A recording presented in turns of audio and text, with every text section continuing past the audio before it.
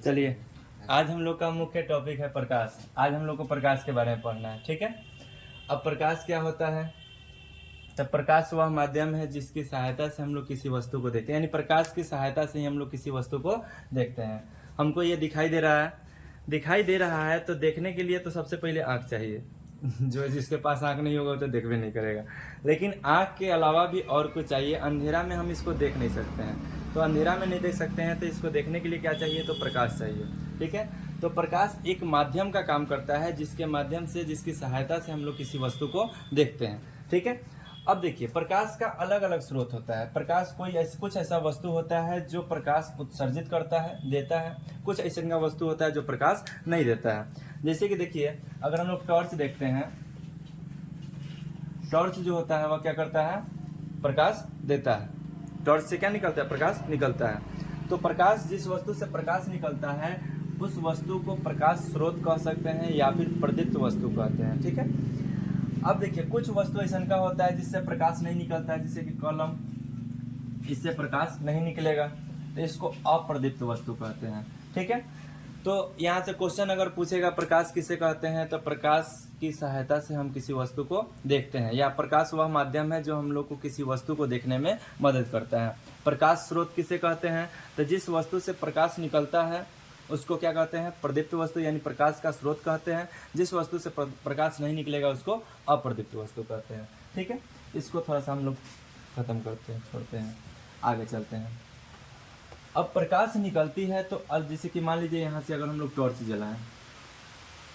Torch जलाएंगे तो यहाँ से प्रकाश निकलेगी। तो इस तरह से यह जो प्रकाश जो जहाँ से निकलती है और जहाँ तक जाती है, इसके बीच में जो है ना, यह जो है ना, इसको किरण कहते हैं। क्या कहते हैं? किरण कहते हैं, ठीक है। अब प्रकाश की जो किरण होती है यह अलग अलग समूहों में गमन करती है, यानी जाती है। जैसे कि मान लीजिए, कुछ वस्तु ऐसा होता है जैसे कि टॉर्च से जो प्रकाश निकलता है इस प्रकार से एक जगह से निकल के यह फैलने लगता है।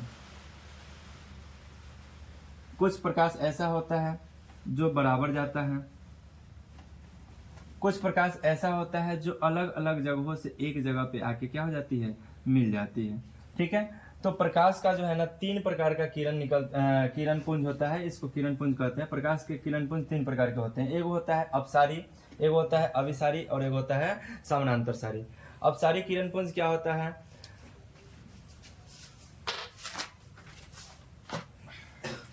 अब देखिए, अगर प्रकाश एक जगह से निकलकर फैलने लगे,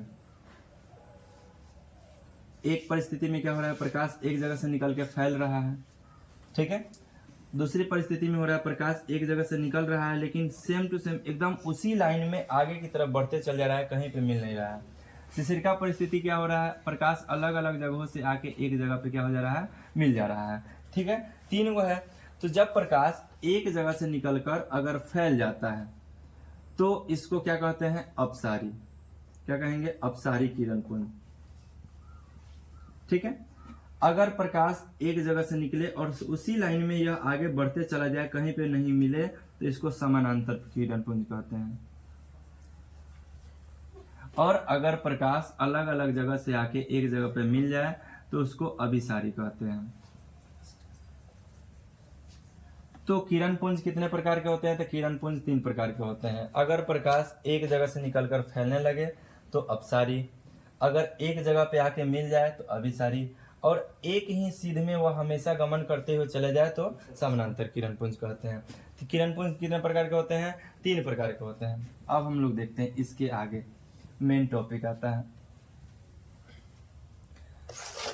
देखिए, अब यहाँ पे जो है ना, यहाँ पे थोड़ा सा हम लोग देखते हैं दर्पण के बारे में, ठीक है। अगर हम लोग एक रेखा खींचते हैं तो देहात में इसको शीशा कहा जाता है, ठीक है। लेकिन यह शीशा नहीं होता है। शीशा एक मुलायम धातु का नाम है, इसको कांच कहते हैं, ठीक है। और जब इसके एक तरफ से हम लोग इसको कलर कर देते हैं तब इसको क्या कहते हैं? दर्पण कहते हैं। हम लोग पिछला वीडियो में देखे हुए थे कि दर्पण को जो है ना हमेशा दाहिना साइड से रंगा जाता है, बायां साइड से उसमें देखा जाता है, ठीक है। तो कांच जो होता है और शीशा होता है, दोनों अलग अलग चीज होता है। कैसे अलग होता है आपको बता रहे हैं। प्रकाश का एगो परावर्तन होता है और एगो अपवर्तन होता है। दोनों अलग अलग चीज हो गया। अब कैसे अलग होता है, अब यहाँ पे हम लोग ले लेते हैं, एक दर्पण ले लेते हैं और एक कांच ले लेते हैं। कांच कुछ इस तरीका से होगा, ठीक है। एगो दर्पण ले लिए और एगो कांच ले लिया। दर्पण क्या करता है, अगर दर्पण पे कोई प्रकाश पड़ता है तो वह जो है ना उसी डिग्री का जितना कोण पे प्रकाश आएगा उसी कोण पे यह वापस लौटा देता है, यानी इधर से आया और इधर की तरफ वापस चला गया, ठीक है। जबकि कांच में क्या होता है, अगर प्रकाश पड़ता है तो यह वापस नहीं लौटता है, यह अपना जिस लाइन में आ रहा है वो लाइन को चेंज कर देता है, हल्का सा चेंज करेगा, या तो यह इधर से आ रहा है, आने के बाद यह हल्का सा इधर आ जाएगा, ठीक है, और फिर इसके बाद यह इधर की तरफ जाएगा, ठीक है। अपवर्तन में यानी पूर्ण रूप से अगर प्रकाश उल्टा हो जाए, यानी इधर से आए और इधर वापस लौट जाए, तो उसको क्या करते हैं, परावर्तन कहते हैं। लेकिन अपवर्तन क्या होता है, अगर प्रकाश यहाँ पे पड़े, पूरा रूप से वापस न मुड़ के हल्का सा वह अपना जो है ना कोण बदलते हुए दूसरी तरफ चला जाए, तो उसको अपवर्तन कहते हैं। दोनों अलग अलग होता है। तो यहाँ पे देखिए, अब दर्पण क्या होता है इसको देख लीजिए।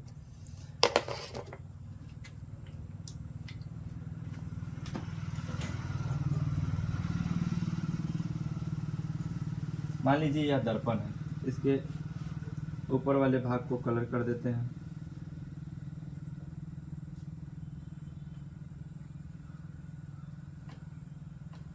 हो गया। अब यहां से मान लीजिए किसी बिंदु पे हम प्रकाश डालते हैं, एक बिंदु पे हम प्रकाश डालते हैं, यहां से प्रकाश डाला गया। प्रकाश डालने के बाद यह जितना डिग्री के कोण पे यह प्रकाश आएगी उतना ही डिग्री के कोण पे यह वापस लौट जाएगी। लौट गई। यहाँ पे कुछ ना कुछ जो है ना एक कोण बनेगा, या फिर इसको एक लंब डालते हैं हम लोग, ठीक है। अब देखिए यहाँ पे ए, इसको बी मान लेते हैं, इसको सी मान लेते हैं, इसको डी मान लेते हैं, ठीक है। अब देखिए यहाँ पे जो कोण होगा और यहाँ पे जो कोण होगा, ये दोनों कोण क्या होगा, बराबर होगा। अब देखिए सबसे पहले सिंपल से बात है, यह जो कोण लंब डाले हैं, लंब हमेशा 90 डिग्री एंगल पे डलाएगा, 90 डिग्री पे होगा, इधर से भी 90 डिग्री, 90 डिग्री 90 डिग्री 180 डिग्री हो गया। अब बताइए यहाँ पे ई कोण अगर मान लीजिए 30 डिग्री है, तो इतना ही जितना कोण होगा उतना ही कोण यहाँ पे होगा, तो ई 30 है तो ये भी 30 हो जाएगा। तो ये कितना बचेगा, 90 में से 30 घटेगा तो ये 60 बचेगा। तो जब ये 60 बचेगा तो ये भी कितना हो जाएगा, 60 हो जाएगा। यानी इसमें का सब कोण जो है ना एक दूसरे के बराबर होता है। अब ये कोण जितना होगा उतना ही ये कोण होगा। अब जैसे यहाँ पे देखते हैं कोण ए बी, इसको मान लीजिए ई मान लीजिए, इसको एफ मान लेते हैं, A B F, A B F किसके बराबर हो जाएगा, तो कोण सी बी एफ के, सी बी एफ के, यानी ई वाला कोण जो है ना इस कोण के बराबर हो जाएगा। अब देखिए अगर देखते हैं कोण A B D, A B D बराबर किसके हो जाएगा, कोण डी बी सी के, डी बी सी के। जिस कोण का नाम लिखते हैं उस कोण के मान को बीच में, यानी नाम को बीच में रखते हैं, ठीक है। तो यानी ई कोण जो है ना, इस ई कोण जो है ना ई कोण के क्या हो गया, बराबर हो गया। यानी कोण ए बी डी कोण डी बी सी के बराबर हो गया, ठीक है। तो क्वेश्चन पूछता है कि प्रकाश के परावर्तन के नियम को लिखना है, ठीक है। तो प्रकाश के परावर्तन का सबसे पहले का नियम लिखेंगे, इसको हम लोग आपतित किरण कहते हैं।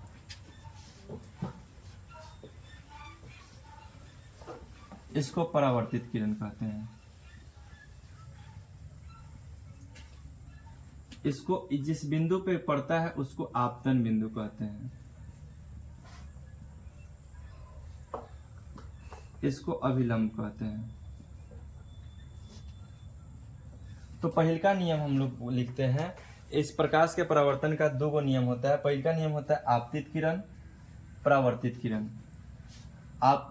तथा आपतन बिंदु पे डाला गया जो अभिलंब है, इस अभिलंब को कहाँ डाले हैं, आपतन बिंदु पे। आपतित किरण, परावर्तित किरण तथा आपतन बिंदु पे डाला गया अभिलंब, तीनों एक ही तल में होता है, यानी तीनों एक ही जगह पे होगा, इधर उधर नहीं होगा, ठीक है। यानी आपतित किरण, परावर्तित किरण, आपतन बिंदु पे डाला गया अभिलंब, तीनों क्या होगा, एक ही तल में होगा, यानी इधर उधर नहीं होगा। पहले का नियम हो गया। दूसरे का नियम हम लोग देखे हैं कि ये कोण जो है ना, कोण ए बी डी बराबर किसके है, डी बी सी के। तो इसी को दूसरी का नियम में लिख देंगे कि आपतित, इसको हम लोग आपतन कोण बोलेंगे, इसको परावर्तन कोण बोलेंगे। तो आपतन कोण किसके बराबर होता है? परावर्तन कोण के बराबर होता है। ठीक है, तो पहले का नियम हो जाएगा आपतित किरण, परावर्तित किरण तथा आपतन बिंदु पे डाला गया अभिलंब एक ही तल में होते हैं। और दूसरी का नियम हो जाएगा आपतन कोण और परावर्तन कोण दोनों क्या हो जाएगा? बराबर हो जाएगा। तो प्रकाश के परावर्तन के क्या गो नियम होता है? तो 2 गो नियम होता है, आपतित किरण, परावर्तित किरण तथा आपतन बिंदु पे डाला गया अभिलंब, तीनों एक ही तल में होते हैं। दूसरी का क्या हो जाएगा? आपतन कोण बराबर परावर्तन कोण, दोनों हो गया। ठीक है, अब इसके बाद देखिए, इसको थोड़ा सा हम लोग मिटाते हैं।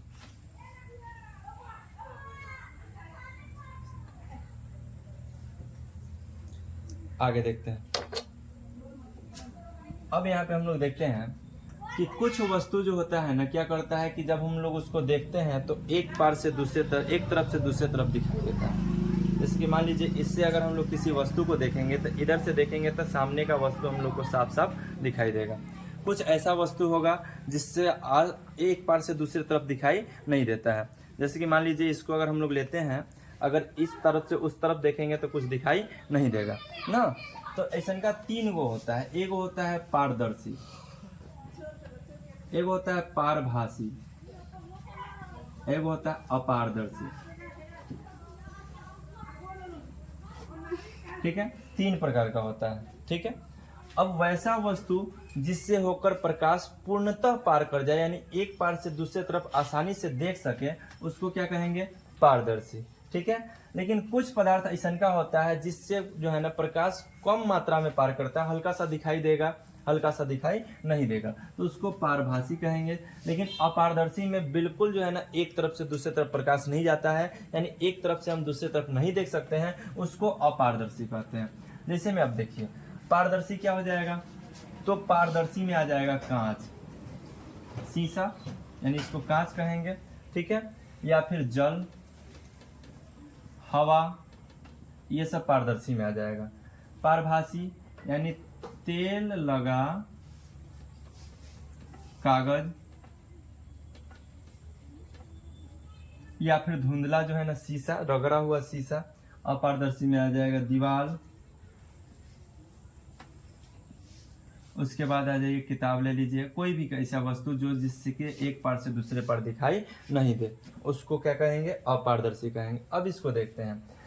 प्रकाश का अपवर्तन का जो नियम है वह उसी पे लागू करेगा जिससे प्रकाश एक तरफ से दूसरे तरफ चला जाता है, यानी पूर्णतः पार कर जाए, यानी पारदर्शी पे ही प्रकाश के अपवर्तन का नियम लागू करेगा। क्या है कि दीवार अगर लेते हैं, दीवार पे प्रकाश पड़ेगा तो यह फिर इधर वापस लौटेगा, या फिर नहीं लौटेगा, या फैल जाएगा, लेकिन उसके उस अगले तरफ नहीं जाएगा। तो जब अगले तरफ नहीं जाएगा तो वह प्रकाश का अपवर्तन के नियम का पालन नहीं करेगा, क्योंकि प्रकाश का अपवर्तन में क्या होता है कि एक तरफ से प्रकाश आता है और दूसरी तरफ जो है ना वो अपना कोण चेंज करके जाता है, वापस नहीं लौटता है। ठीक है, तो प्रकाश के अपवर्तन का नियम कहाँ लागू करेगा? तो कांच पे, जल में, हवा में, ये जगह पे लागू करेगा होगा। अब देखिए, जैसे कि मान लीजिए कि प्रकाश का परावर्तन का जो नियम होगा उसको आगे हम लोग देखते हैं प्रकाश के अपवर्तन के बारे में। ठीक है, प्रकाश का अपवर्तन क्या होता है? तो देखिए, परावर्तन में अभी हम लोग पढ़े हैं कि परावर्तन उसको कहते हैं जो अगर किसी सतह पे पड़ती है और पूर्णतः वापस लौट जाए तो परावर्तन कहते हैं, लेकिन पूर्णतः वापस नहीं लौटे तो उसको अपवर्तन कहते हैं। ठीक है, तो अपवर्तन का नियम का फॉर्मूला होता है, प्रकाश के अपवर्तन का फॉर्मूला होता है कि जब प्रकाश एक पारदर्शी माध्यम से दूसरे पारदर्शी माध्यम में जाता है तो वह अपने दिशा को बदल देता है ना, और यह दिशा बदलने की क्रिया को ही प्रकाश का अपवर्तन कहते हैं। ठीक है, जैसे कि मान लीजिए कि अगर वायु, हवा से वह कांच में जाती है तो हवा भी एक पारदर्शी माध्यम है। अगर हवा पारदर्शी नहीं रहता तो हम लोग जो है ना हवा में किसी भी वस्तु को नहीं देख पाते ना। शीशा भी पारदर्शी माध्यम है। तो जब वस्तु एक पारदर्शी माध्यम से दूसरे पारदर्शी माध्यम में जाता है तो वह अपने दिशा को बदल लेता है ना, और दिशा परिवर्तन की इस क्रिया को ही क्या कहते हैं? प्रकाश का अपवर्तन कहते हैं। ठीक है, जैसे में देखिए, अब वायु जो है एक क्या है कि वायु जो है वह क्या है? पारदर्शी माध्यम है, पारदर्शी है, और कांच भी क्या है? पारदर्शी है। तो जब अगर कोई प्रकाश एक पारदर्शी माध्यम से किसी दूसरे पारदर्शी माध्यम में आता है, जैसे कि इधर से आया इस तरह से, और यहाँ से आने के बाद वह अपनी दिशा को क्या किया, बदल दिया, ठीक है, तो इसको क्या कहेंगे,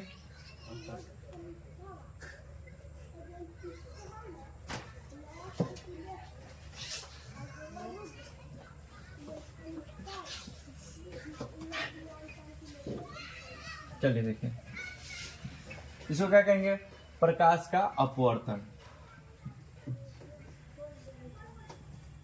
अब देखिए यहाँ पे यह जो है ना क्या हो गया, आपतन बिंदु हो गया, इसको हटा देते हैं, यह क्या हो गया, आपतन बिंदु हो गया, इसको आगे बढ़ाते हैं, यह आपतन बिंदु हो गया, इसको क्या कहेंगे, आपतन बिंदु।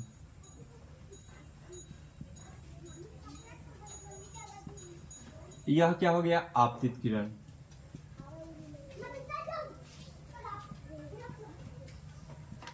यह क्या हो गया, अपवर्त।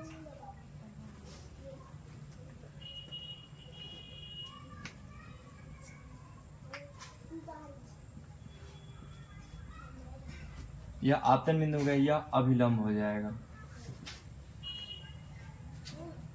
यह क्या हो गया, अभिलंब हो गया, ठीक है। अब देखिए, अब हम लोग पढ़े हैं कि जब प्रकाश एक पारदर्शी माध्यम से दूसरे किसी पारदर्शी माध्यम में जाती है तो क्या करती है, दिशा बदल देती है, ठीक है। तो अब पूछता है कि प्रकाश के अपवर्तन के नियम को लिखो। तो प्रकाश के अपवर्तन का भी वही नियम होता है जो प्रकाश के परावर्तन का होता है, क्योंकि प्रकाश के परावर्तन में भी आपतित किरण, उसमें क्या होता है, परावर्तित किरण होता है, इसमें सिर्फ और सिर्फ अपवर्तित किरण हो जाता है, ठीक है। परावर्तित यानी जो पूर्णतः पीछे लौट जाए उसको क्या कहेंगे, परावर्तित। जब वह पूर्णतः पीछे न लौट के खाली दिशा बदल के चली जाए तो उसको क्या कहेंगे, अपवर्तित कहेंगे। तो इसका नियम में एक ही परिवर्तन होगा कि आपतित किरण और अपवर्तित किरण तथा आपतन बिंदु पे डाला गया अभिलंब तीनों एक ही तल में होते हैं, ठीक है। और दूसरी का नियम क्या कहलाएगा, तो आपतन कोण यानी यह जो कोण बनेगा और यह कोण अपवर्तन कोण, आपतन कोण अपवर्तन कोण के बराबर होता है, ठीक है। तो आपतित किरण और परावर्तित आपतित किरण और अपवर्तित किरण तथा आपतन बिंदु पे डाला गया अभिलंब तीनों एक ही तल में होता है, ठीक है। अब क्वेश्चन जी से पूछेगा, शुरू से देखिए, शुरू में क्वेश्चन पूछेगा सबसे पहले कि प्रकाश किसे कहते हैं। प्रकाश किसे कहते हैं, तो प्रकाश वह माध्यम है जो हम लोग को किसी वस्तु को देखने में मदद करता है, या प्रकाश की सहायता से हम किसी वस्तु को देखते हैं, ठीक है। अब आगे चलते हैं। अगर क्वेश्चन पूछेगा कि किरण किसे कहते हैं, तो प्रकाश जब एक जगह से दूसरे जगह जो गमन करती है, उस गमन करने यानी आने जाने की क्रिया को ही क्या कहते हैं, किरण कहते हैं, यानी प्रकाश का किरण कहलाता है। अब किरण जो होता है, प्रकाश का जो किरण होता है उसको क्या कहते हैं, तो किरण के समूह को किरण पुंज कहते हैं, ठीक है। अब किरण के समूह को किरण पुंज कहेंगे, तो किरण पुंज कितने प्रकार के होते हैं, तो किरण पुंज 3 प्रकार के होते हैं। एक होता है एक होता है अपसारी किरण पुंज, एक होता है समानांतर किरण पुंज, और एक होता है अभिसारी किरण पुंज, ठीक है। अपसारी किरण पुंज जब प्रकाश एक बिंदु से निकलकर फैल जाए, चारों तरफ फैल जाए, उसको अपसारी किरण पुंज कहते हैं। जब प्रकाश सीधी रेखा में गमन करते हुए चले जाए, समानांतर किरण पुंज। जब प्रकाश अलग अलग जगह से एक बिंदु पे आके मिल जाए तो अभिसारी किरण पुंज कहते हैं। उसके बाद फिर अगर क्वेश्चन पूछेगा कि प्रकाश जो है ना अगर किसी वस्तु से पूर्णतः पार करती है तो उसको क्या कहेंगे, तो पारदर्शी कहेंगे। अगर प्रकाश किसी वस्तु से पूर्णतः पार कर जाए तो पारदर्शी कहेंगे। अगर पूर्ण रूप से पार नहीं करे, आंशिक भाग कुछ भाग उसका पार करे ना, तो उसको पारभासी कहेंगे। अगर प्रकाश बिल्कुल पार नहीं करे तो उसको अपारदर्शी कहते हैं, ठीक है। उसके बाद पूछता है प्रकाश के परावर्तन के कितने नियम होते हैं, तो प्रकाश के परावर्तन के 2 नियम होते हैं। पहला होता है आपतित किरण, परावर्तित किरण तथा आपतन बिंदु पे डाला गया अभिलंब तीनों एक ही तल में होते हैं। दूसरी का होता है आपतन कोण परावर्तन कोण के बराबर होता है। आगे देखिए, आगे हम लोग को पढ़ना है प्रकाश के अपवर्तन के बारे में, क्योंकि परावर्तन और अपवर्तन में कुछ खास अंतर नहीं होता है। अगर किसी वस्तु पे प्रकाश टकरा के और पूर्णतः वापस लौट जाए तो उसको परावर्तन कहते हैं, जबकि अगर किसी वस्तु पे प्रकाश टकरा के उसका कुछ आंशिक भाग ही वापस जाए, दिशा बदल के वापस जाए, अगर कोई पारदर्शी माध्यम, कोई पारदर्शी पदार्थ है, अगर उस पर प्रकाश टकरा के उसका कुछ भाग जो है ना वापस लौटता है या फिर दिशा बदल के जाता है तो उसको क्या कहते हैं? अपवर्तन कहते हैं। तो प्रकाश के अपवर्तन के कितने नियम होते हैं? तो प्रकाश के अपवर्तन का भी 2 गो नियम होता है। पहले का होता है आपतित किरण, अपवर्तित किरण तथा आपतन बिंदु पे डाला गया अविलंब, तीनों एक ही तल में होते हैं। दूसरी का होता है आपतन कोण अपवर्तन कोण के बराबर होता है। इतना कंप्लीट हो गया। अब इसके आगे जो है ना देखते हैं फिर।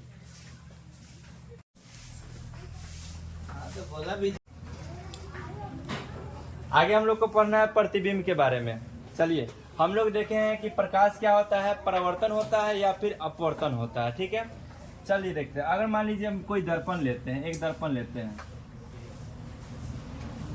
दर्पण के सामने अगर कोई वस्तु रखते हैं तो उसका प्रतिबिंब हम लोग को बनता हुआ कहीं ना कहीं दिखाई देता है। अगर समतल दर्पण को लेकर चलते हैं तो समतल दर्पण में भी अगर किसी जगह पे कोई वस्तु रखते हैं तो उसका प्रतिबिंब जो है ना दर्पण में बनता हुआ दिखाई देता है। प्रतिबिंब का मतलब होता है उसका चित्र बनता हुआ दिखाई देता है। तो आखिर में यह चित्र कैसे बनता है, क्यों बनता है? ठीक है, तो दिया हुआ है कि अगर किसी बिंदु स्रोत से निकलता हुआ प्रकाश अगर किसी दर्पण से टकराता है, ठीक है, या प्रकाश की किरण यदि किसी दर्पण से टकरा, यहाँ से बिंदु है, बिंदु से ये अगर कोई वस्तु है, वस्तु से अगर प्रकाश चलता है, दर्पण से टकराता है और टकराने के बाद वह जो है ना जब परावर्तित होता है, उसका किरण जो है ना परावर्तित होता है, तो परावर्तित होने के बाद किसी बिंदु पे या तो मिलता है या फिर मिलता हुआ प्रतीत होता है ना। इसको कह सकते हैं कि अगर किसी बिंदु स्रोत से निकलता हुआ प्रकाश अगर दर्पण से परावर्तन के बाद किसी बिंदु पे मिलता है या किसी जगह पे मिलता है या फिर मिलता हुआ प्रतीत होता है तो वहां पे प्रतिबिंब बनता है। प्रतिबिंब 2 प्रकार का होता है, एक होता है काल्पनिक और एक होता है वास्तविक। अब काल्पनिक किसको कहते हैं, वास्तविक किसको कहते हैं? अगर मान लीजिए कि यहाँ से अगर कोई प्रकाश की किरण चलती है, जैसे हम लोग पिछला वीडियो में देखे हुए थे, उसको एक बार और देख लेते हैं। जैसे कि मान लीजिए एक हम लोग लेते हैं दर्पण, इसमें हम लोग पढ़े हुए थे कि अगर कोई वस्तु यहाँ पे इसका फोकस हो जाएगा और यहाँ पे इसका केंद्र हो जाएगा। अगर किसी वस्तु को हम लोग उस दिन फोकस और ध्रुव पोल के बीच रखे हुए थे तो इस वस्तु से चलती हुई जो प्रकाश का जो किरण था वह जो है ना परावर्तन के बाद यहाँ पे देखिए हम लोग पढ़े थे कि दर्पण से जो प्रकाश निकलेगा वह फोकस से होकर गुजरेगा और इससे जो है ना एक वो प्रकाश निकलेगा जो केंद्र से होकर गुजरेगा। ठीक है, तो यह जो है ना क्या हो रहा था, तो यह पीछे की तरफ जो है इधर की तरफ बढ़ रहा था। तो बढ़ने के बाद किसी न किसी जगह पे इसका प्रतिबिंब बन रहा था। तो यह दर्पण के पीछे बन रहा है। यहाँ पे देखिए यह जो है ना इधर नहीं मिल रहा है क्योंकि इधर प्रकाश चल रहा है, मिल नहीं रहा है, लेकिन इधर मिलता हुआ प्रतीत हो रहा है। यानी हम लोग को इतना दिखाई दे रहा है कि इधर मिल सकता है, यानी मिल रहा है, यानी वास्तव में नहीं मिल रहा है लेकिन मिलता हुआ प्रतीत हो रहा है। तो वही देखिए अब ये हम लोग पढ़े हैं कि परावर्तन के बाद कहीं पे या तो मिले या फिर मिलता हुआ प्रतीत हो। तो अगर मिलता हुआ प्रतीत होगा तो काल्पनिक, मिलता हुआ प्रतीत होगा तो काल्पनिक। अगर मिलता वास्तव में मिलता है, जैसे कि हम लोग उस दिन पढ़े हुए थे कि दर्पण हो गया, यहाँ पे जो है ना हम लोग सेंटर ले लेते हैं, केंद्र ले लेते हैं, यहाँ पे आपका फोकस हो गया। ठीक है, अब देखिए अगर सेंटर पे किसी वस्तु को रखे हुए थे उस दिन तो यह परावर्तन के बाद क्या हो रहा था, वास्तव में मिल रहा था। कहाँ पे मिल रहा था, तो यह मिल रहा था कहाँ पे, तो सेंटर पे ही, लेकिन उल्टा साइड में मिल रहा था, लेकिन यह वास्तव में मिल रहा था। तो जो वास्तव में मिलेगा तब प्रतिबिंब बनेगा तो उसको वास्तविक प्रतिबिंब कहेंगे। लेकिन जो कल्पना के अनुसार मिलेगा, जैसे कि कल्पना कर सकते हैं कि हाँ पीछे मिल सकता है या मिलता हुआ प्रतीत होगा, दिखाई नहीं देगा लेकिन मिलता हुआ प्रतीत होगा कि हाँ वहां पे मिल रहा है ना, तो उसको हम लोग काल्पनिक कहेंगे। लेकिन जो वास्तव में मिलेगा उसको क्या कहेंगे, वास्तविक प्रतिबिंब कहते हैं। ठीक है, प्रतिबिंब किसे कहते हैं, तो जगह अगर किसी बिंदु किसी स्रोत से प्रकाश की किरण चलती है और जो है ना परावर्तन होने के बाद किसी बिंदु पर मिलती है या फिर मिलती हुई प्रतीत होती है, तब वहां पे किसका निर्माण होता है, प्रतिबिंब का निर्माण होता है। ठीक है, अगर काल्पनिक रूप से मिलती हुई यानी आभास करते हैं कि हाँ पीछे मिल सकता है और तब जो है ना क्या होता है कि प्रतिबिंब बनता है, तो वैसे प्रतिबिंब को काल्पनिक प्रतिबिंब कहते हैं। लेकिन अगर किसी बिंदु स्रोत पे कहीं पे अगर वास्तविक में मिलता है और वास्तविक में जो है ना अगर किसी का प्रतिबिंब बनता है तो वैसे प्रतिबिंब को क्या कहेंगे, वास्तविक प्रतिबिंब कहते हैं।